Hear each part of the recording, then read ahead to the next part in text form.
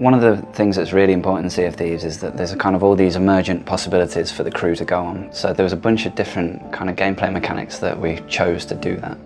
One of them was the Barrels of Plenty, which are these kind of floating barrels that pop up from the ocean that you can choose to either carry on past them or jump off and go and forage for resources. And the shipwrecks was obviously a huge part as well, because we hide treasure in them and they're so kind of valuable to the crew.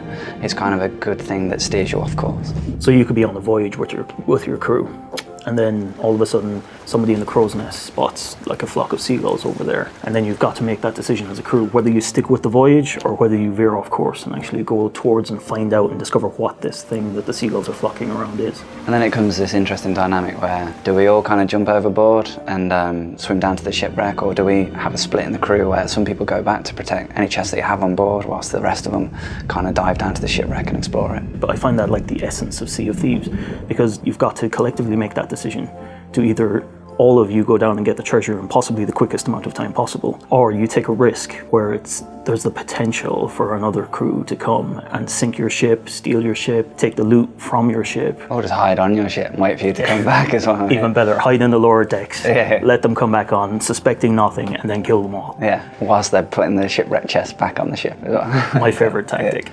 So as well as the chests that we've kind of hidden on the shipwrecks, we wanted to have a bunch of barrels on there as well for players to forage for resources. So even if a crew had kind of got there first and stolen the chest, there was still a reason for players to kind of go down there and explore the shipwrecks. And we added the floating resources as well, like the bananas and planks and things, because it kind of gives a sense that it's an actual shipwreck. Yeah, I think that was like a really cool point actually. It suddenly felt like this was a ship that had just been battered in a battle, and then you were kind of swimming through the remains of it.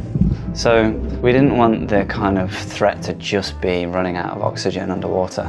We wanted to be like a consistent threat in the world when swimming, which is where the sharks came from. Yeah, so we ended up writing some stuff that meant that the shark AI can figure out when you're in a shipwreck, and when it detects that, it circles the shipwreck waiting for you to come out again. So you get these awesome moments where you kind of just above the map table looking to see where the shark is that's circling the shipwreck, and then you can choose your moment to basically dart out of the hole and like swim back to the surface with the chest. So I actually think the drowning is scarier because of the audio. The audio is superb. It actually makes me feel like I'm drowning, and it's absolutely terrifying. There was a bunch of different feedback that we went through to get there. Like at first it was just the health bar was chipping down, and that didn't really add to that panic other than I'm going to die shortly. But then we started adding in like a kind of black like vignette into the thing that made it feel like you were starting to pass out. And then, like you said, we added in the kind of audio effects as well. And that was kind of like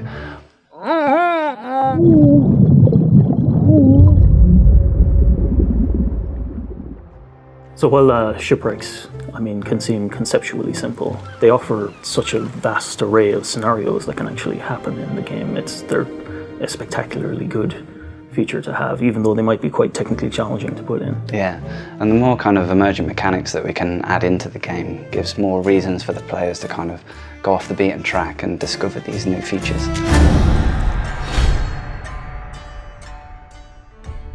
Hey, thanks for watching. If you enjoyed what you just saw, then please like and subscribe to our channel and check out some more of our weekly videos. And if you're interested in the game's development, then click the link down here and join our Insider program for a chance to play the game early. Don't worry, I'll just wait here.